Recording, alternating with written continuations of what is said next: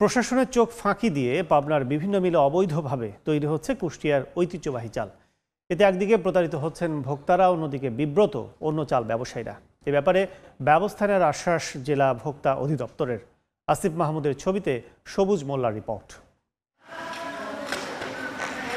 সারা দেশে প্রস্তুত হওয়া চালের মধ্যে কুষ্টিয়ার ঐতিহ্যবাহী চালের সুনাম রয়েছে দেশ জুড়ে, যেটি দীর্ঘদিন ধরে বাজারজাত করে আসছেন কুষ্টিয়ার একটি গোষ্ঠী। বাজারে এ চালের চাহিদাও রয়েছে ব্যাপক পরিমাণে।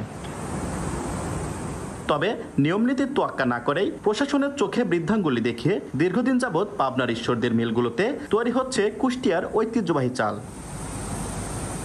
এ চালের প্রচুর চাহিদা থাকায় ভোক্তাদের চাহিদা মেটাতে পাবনার ঈশ্বরদী থেকেই নিম্নমানের চাল বাজারজাত করা হচ্ছে দেশ জুড়ে। এতে একদিকে প্রতারিত হচ্ছেন সাধারণ ভোক্তারা, অপরদিকে ক্ষতিগ্রস্ত হচ্ছেন অন্যান্য মিল কর্তৃপক্ষ।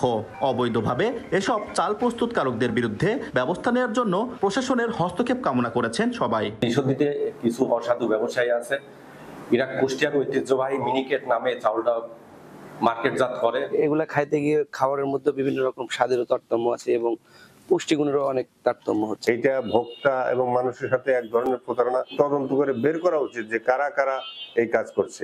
অবৈধভাবে কুষ্টিয়ার চাল প্রস্তুতের অনিয়ম স্বীকার করলেও নিজেদের সপক্ষে দেন খোঁড়া যুক্তি। বস্তা দাম ছাপাই, এই ছাপানো তো অল্প বস্তা পাওয়া কষ্ট, এই জন্য আপনার মার্কেটে সহজে পাওয়া যায়। ফট পড়েছিল 10-20টা, এটা টিকিট করা হয়। মাঝে মাঝে মনে করেন যে ব্যাপারদের একটা ডিমান্ড থাকে, এসব প্রতারকদের বিরুদ্ধে ব্যবস্থা নেওয়ার আশ্বাস জেলা ভোক্তা অধিদপ্তরের। এটা আমরা দেখছি এবং আমরা দ্রুত এগুলোর বিরুদ্ধে আইনানুগ ব্যবস্থা গ্রহণ করব। ঈশ্বরদীর অন্তত 10টি মিলে তৈরি হচ্ছে কুষ্টিয়ার ঐতিহ্যবাহী চাল। সবুজ মোল্লা, সময় সংবাদ, পাবনা। 4 দশক ধরে আপনার ফাইন্যান্সিয়াল পার্টনার আইডিএলসি।